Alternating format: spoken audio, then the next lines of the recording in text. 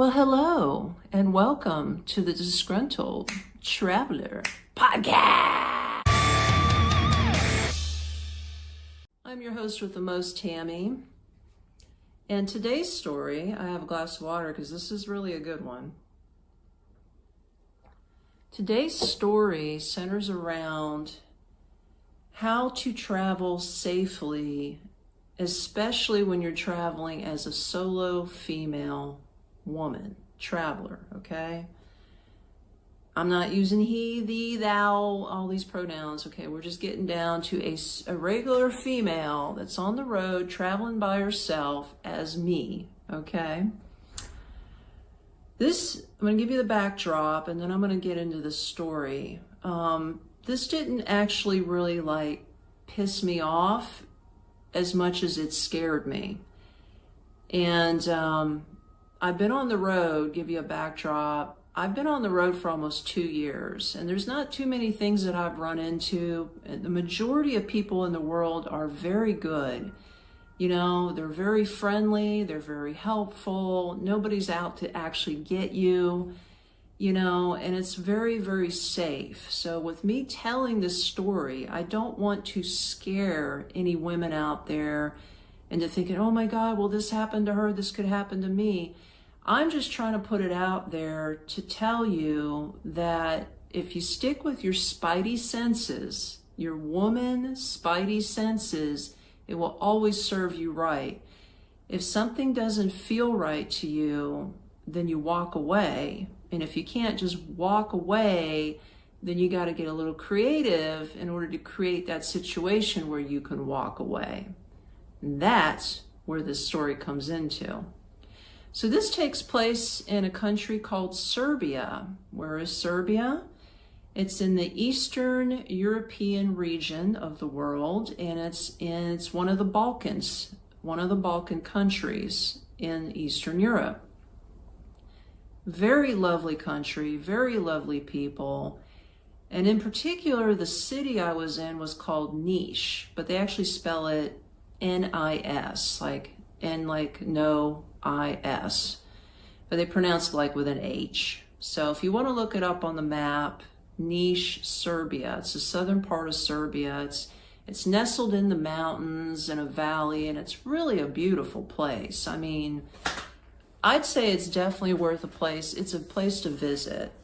But I had this one incident that took place at a park. Okay, so one day I was just like, I've seen all the attractions. I just want to get out of the city and I want to actually get out in the woods and maybe go take a hike. And, they said that there was a really nice park that you can go to with hiking trails. And it was on, the outskirts of town. And it's a very popular place for locals and tourists alike. So I was like, okay, I'll give it a shot. So I hopped on the local bus there and I went ahead and took a ride into this park. So I get there, the place is gorgeous. I can't remember the name of the park to save my life because this was a few months back. But you get into the park, you get off the bus and you walk in and it's all woods. And the park itself is set up so cool. And this is where I met this one person. But it's all the locals are out there. I think I really was the only foreigner at the time because it was sort of on the, what they call the off season. So there wasn't really too many tourists that were out there. But I mean, I sort of blended in. As long as you don't talk, nobody knows if you're Serbian or not. So it doesn't really matter. So I'm cruising through the park and I'm oohing and I'm on and I'm looking at all the beautiful trees and the view up there. Oh my God, it's on a mountain and you go to the end, there's a restaurant hotel and you can walk out on the deck and overlook the valley and the mountain with all the cute little homes down there. And I was like, wow, so I'm snapping pictures and I'm doing my tourist thing, So after that, when you walk through the center of the park, they have this coolest fountain. It's not just a fountain, where you could actually step into it and walk around, or you can swim. It's good for adults or kids. But what stems from the fountain itself is like this long, narrow, well, it's wide enough for people to sit, but it's a narrow like waterway that snakes to the center of the park. Okay? It's so cool. And you put your feet in there and the water is real clean. It's like green and blue and it's just so refreshing, especially on a hot day, because I was there in the summertime. So I've come up there and walk around. I was like, wow, look at all these people. Like they all were just sitting on the concrete under the trees. It's under the trees. It's shady. They took their shoes off and everybody's sitting there with their feet in the water, right? Because the water's only maybe a foot deep. I was like, well, I want to do that. And of course it's free. So I walk up there and I see a man sitting across from me. And he already had his feet in the water and he's just on his phone. He's not really paying attention to me. So I'm just standing there and I'm looking at everybody. And then he looks up and, he didn't speak any English. He was a man from Serbia. And he's like, just, he's pointing to my shoes. He goes, you could take off your shoes. And he was like, put your feet in the water. And I was like, with his hand gestures. I'm like, okay, cool. I'm going to do it. So I took off my sandals and I sat down and I'm just chilling. And the guy, like I said, he didn't speak any English, and he went back to his phone and he's chilling. So I was like, okay, cool. And I'm just looking at all the beauty, all the surroundings, and I'm just relaxing. I said, this is really nice. Then all of a sudden, there's another man that comes up to put his feet in the water. And this time he's not across from me, he's over to my right. So I didn't think anything of it, if you're another person just coming up to stick their feet in the water, right? So he comes up and he speaks, well, first I didn't say anything to him. He said something in Serbian and I said English, like Ingleski is how they say it. And he goes, oh, English. But he actually had a German accent.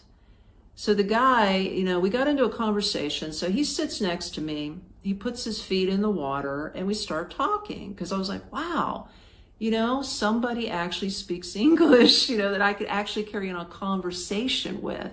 Like you run into people in Serbia that speak maybe broken English, but you can't really like have a conversation.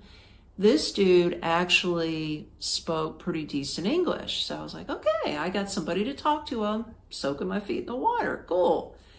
So we start hitting it off and we're talking and he's a fairly good looking guy. He was, I'd say he's in his 50s. He had some like gray short hair and he had really pretty blue eyes. I mean, his eyes were crystal blue. They were mesmerizing. So I was sort of taken back by that. I ain't gonna lie. I thought he was a pretty good looking guy. So, he tells me, I said, so do you live here? And he goes, I said, are you Serbian or do you live here? You sound like you have a German accent. And he goes, oh no, I am from Germany, but I am living here now. He goes, I've been here for a while and now this is my home. And I was like, okay, cool. And, I told him I'm from America and he goes, what state? And I tell him I'm from Florida. I don't give out too much information, but of course he's like, are you traveling alone? Well, obviously I am. I'm the only one there. So, well, yeah, I'm out here, traveling alone. Now I could have lied in that moment and I could have said, well, my husband or my fiance or my boyfriend is coming later to join me. I could have maybe said that, and that may be a pro tip. Maybe I should have at that point. But I was at the point where I felt comfortable with this man enough where I could just tell the truth. Okay? So at that moment, my spidey senses weren't firing off. Okay? Like there was no red flags. He seemed like a really good guy, like a gentleman. Okay, so I'm getting ready to put my shoes back on because I wanted to go finish walking around the park, and I knew there was some hiking trails that I wanted to get on.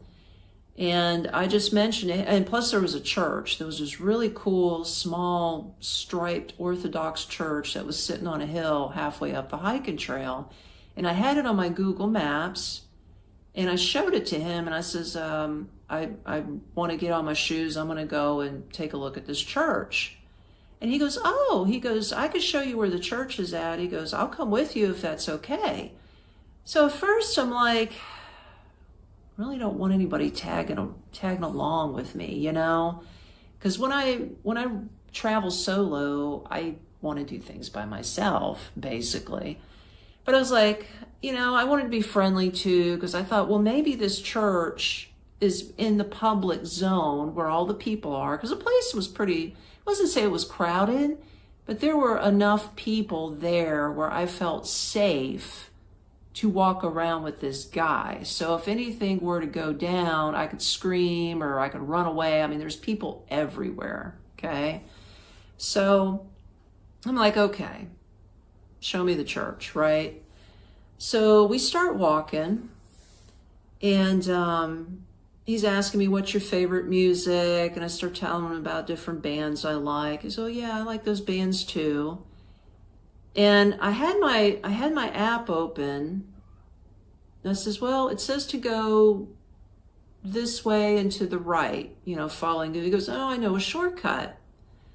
So I'm like, okay. The next thing I know, like we're going out of the center of the park where all the people are. And now we're starting to head, like there's a big mountain, and that's where the hiking trails are. And we got to almost the head of the hiking trail, and we stopped. And he goes, the shortcut is up there. And I'm looking around, and I'm seeing nothing but woods. I see no people out there. And I'm like, that's when my spidey senses started firing off. And here's another thing that rubbed me wrong about this. Then he started to do some weird shit. Because while we were walking up towards the head of the trail, he almost tried to like hold my hand. Like, I don't know you. Like, I'm like, dude, like, I don't know who you are. You know, I just know your name, your first name. And guess what his name, if it was even real, he said his name was Dragoon. I'm like, dragon? Like this? You know, I'm pointing to my dragon tattoo. He goes, no, Dragoon. I'm like, okay, your name's Dragoon, whatever, right? So that's all I know about the guy. I know he's from Germany. I know his name is Dragoon. And the next thing I know, he's trying to lead me out of the public zone of the park into the trailhead where there's nobody at. I don't even know if the church is really up there, because according to the Google Maps, he was taking me away from the church, not near it. That's why I kept my app up, because I didn't want to trust this guy 100%. And then he's trying to hold my hand. And then he's telling me on top of that, you're very beautiful. I just wanted to tell you that. So now I'm like I said, ding, ding, ding, red flags, spidey senses. And I'm like, okay, in my head, I'm thinking, I got to get rid of this guy. I got to get away from him. He's making me very nervous. I think he's got bad intentions. He may be trying to rape me, steal my money, because I'm wearing a sling bag with all my stuff, my passport, my money, everything's in it. Or he could be trying to do both, or he could even kill me. Like I said, there's nobody up in the mountains unless some, person hiking hours later finds my body or something. So I'm like I said, I'm getting very, very leery about this dude. So I look at my phone and I show him. I say, oh, no. I says, Google Maps is saying that we need to go this way, not that way. And then he keeps insisting, he goes, no, but that's a shortcut. And maybe it was legit. I don't know. But I was like, no. I'm going to follow Google. Okay. So I started walking away from where he was leading me, and he starts following me. So I'm like, okay, still got this guy on my ass. He's still following me. So he starts following me, and I was like, okay, now Google Maps is taking me back into the local park where all the people are, which is, I started to feel better about that. Then he says to me, all of a sudden, supposedly he got a text message. He pulls his phone out before he said something to me. He pulls his phone out of his pocket and he reads a text message. He goes, "Oh, my daughter just messaged me and she needs me to pick up something from town. I have my car out here in the parking lot. Do you need a ride back to your place?" I was like, thinking to myself, are you kidding me? Does this guy think I'm that stupid? Like, I'm just going to jump into your car after you just try to take me up into the middle of a mountain out of nowhere. I'm going to literally let you drive me. Yeah, drive me home. I says, okay. I says, no, that's okay. I says, you go take care of your business with your daughter. I have a ride home. I came in on the bus. I could take the bus back home. He goes, are you sure? It'll be quicker. I could drive you back to your, like, I'm even going to let you know where I'm staying? Oh, hell no. No way, dude. So I was like, no, I was like, go ahead. I said, I still want to walk around the park. Anyway, I'm going to be here for a while. I told him, I said, I'm going to be here a while. He goes, I can wait on. I said, no, I'm going to be here for at least another hour, if not 2. So you might want to go take care of business with your daughter. Okay. So he finally leaves. Okay. So I sort of go off to the side of the park, and not to hide, but I was like, just like, I wanted to be out of his sight to make it look like I was still walking around, but I wanted to be able to be in eyesight of him so I could see where he was going. Because was he really leaving? Or was he playing chicken with me and following me around, right? So actually I did watch him go out to the main parking lot. And since I was up on sort of a mountain cliff, I could see the parking lot. And I saw him walk off and go to his car and leave. So I was like, whew, thank God I got rid of this dude. So that is the story. That's the story. I don't know if I would have done it any different. You know, in a way, it's like I am a very trusting individual. Like, I want to give everybody the benefit of the doubt that, you know, we're all good people and nobody has ill intentions to harm me or anybody else in this world. And I know that's very naive. It is naive in thinking that. And that thinking almost cost me a lot. It probably would have cost me my life, you know? So, but I think I did the right thing. Like I said, I let my spidey senses kick in, especially with, you know, the hand, almost trying to hold my hand, tell me I'm beautiful, leading me astray up into the empty woods, and then asking to get into his car. Those are all red flags. So I feel I handled myself pretty well. So that's my story, and I'm sticking to it. If you have any stories similar to that you'd like to share in the community, then feel free to drop it in the comments, by all means. And, you know,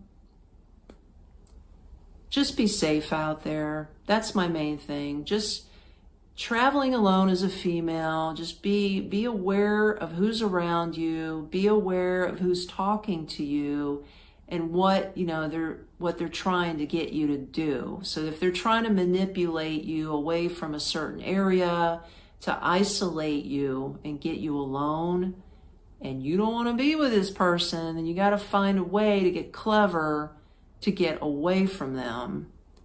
And hey, it worked for me. So anyway, always remember, I am the Disgruntled.